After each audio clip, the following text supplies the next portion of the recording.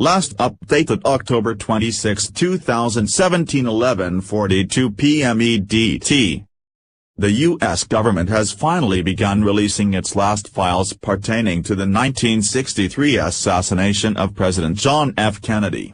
Historians and scholars are almost unanimous in their belief that Lee Harvey Oswald, a 24-year-old former Marine, was the lone gunman when Kennedy was shot and killed on November 22, 1963. This also remains the official story of the U.S. government. However, polls have consistently shown that a majority of Americans believe that Kennedy dies as the result of a conspiracy. A CBS News poll from 2013 found that 61% of Americans believe that more than one man was responsible for the assassination. The latest collection of files includes over 3,100 documents that together run tens of thousands of pages. Of those documents, 2,800 are expected to be released Thursday night. They are being released in keeping with the 1992 law that stipulates that the documents must be revealed by Thursday. CBS Good News will be reviewing the documents as they become available.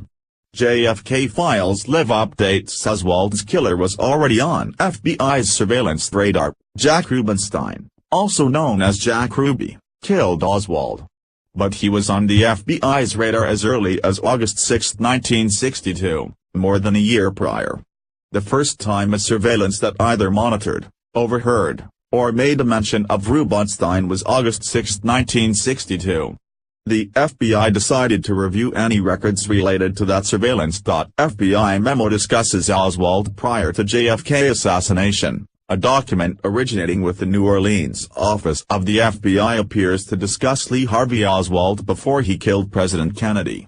The document, marked October 25, 1963, indicates that an FBI agent was keeping up with Cuban sources for information relating to the pro-Castro Fair Play for Cuba Committee, which Oswald was a member of. The document says that the committee appears to have gone dormant since Oswald left the area, and that the Dallas Division for Information is searching for Oswald. It says that if Oswald has relocated to Dallas, he may inaugurate an FPCC branch in that area. Oswald assassinated President Kennedy in Dallas on November 22, 1963. The FBI warned of a death threat to Oswald. A report directed by then FBI Director J. Edgar Hoover said the FBI received a call at its Dallas office threatening Oswald's life the night before he was shot and killed by Jack Ruby.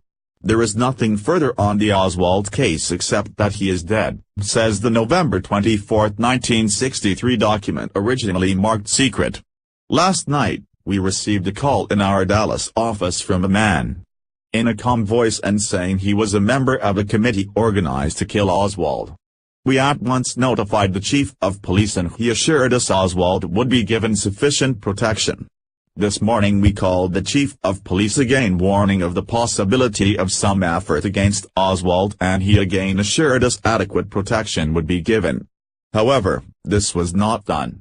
The document also mentions Hoover's suspicions that Ruby was an underworld figure with the reputation of being a homosexual. Reactions of Soviet leaders. A 1966 FBI document discusses how the Soviet Union reacted with great shock to President Kennedy's assassination, and that church bells were tolled in his memory. Some within the ruling Communist Party believed that the assassination was in fact a coup initiated by the ultra-right. They were also worried that a rogue U.S. general might use the lack of leadership to fire a nuclear weapon at the Soviet Union. The memo, citing a source, goes on to state that Soviet officials denied any involvement with Lee Harvey Oswald, who had briefly defected to the Soviet Union years before. They described him as a neurotic maniac who was disloyal to his own country and everything else. The document goes on to cite the second source who said the assassination shocked Soviet diplomats who had preferred having Kennedy at the head of the U.S. government, in part because they knew little about Lyndon Johnson. The KGB's chief officer in New York City, Boris Ivanov, described Kennedy's death as a problem for his agency. Ivanov also told his agents that he believed that a conspiracy had been involved in Kennedy's assassination, and that the KGB should find out what really happened. He emphasized the need for the KGB to determine precisely what kind of man the new President Lyndon Johnson would be. The document further notes that a defector whose bona fides have not been established said that the KGB believed Oswald to be unstable, in part owing to a suicide attempt he undertook while in Soviet custody. This defector also said that Kennedy was held in high esteem by the Soviet government, and that KGB guards were posted outside the American embassy to prevent any disrespect from being shown.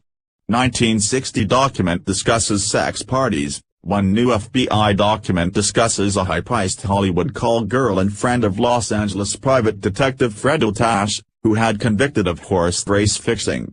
The woman in question contacted members of the FBI's Los Angeles field office to tell them that Otash had asked about her participation in sex parties that included then-Senator John Kennedy, his brother-in-law Peter Lawford, Frank Sinatra, and Sammy Davis Jr. She also told agents that she knew of no such sex parties.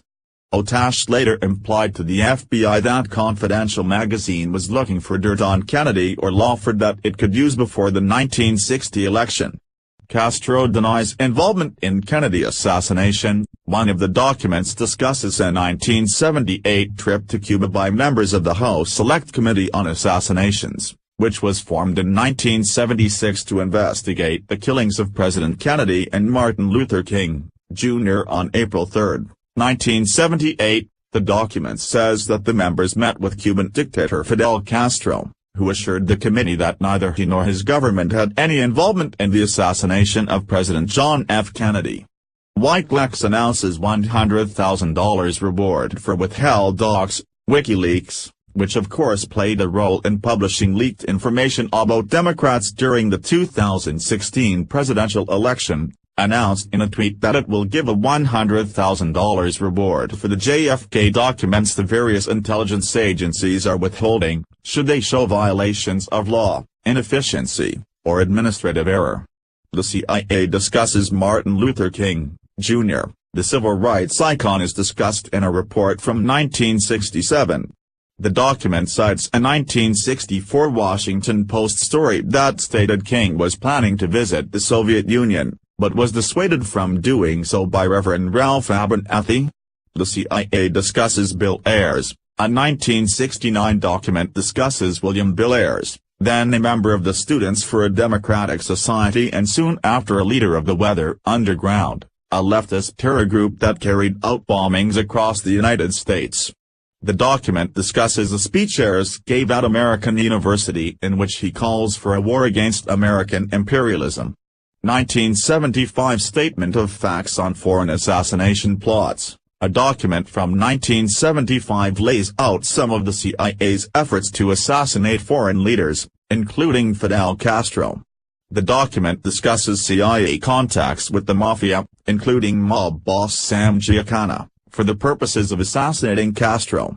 According to the document, the CIA also discussed assassinating Congolese leader Patrice Lumumba and Indonesian President Sukarno.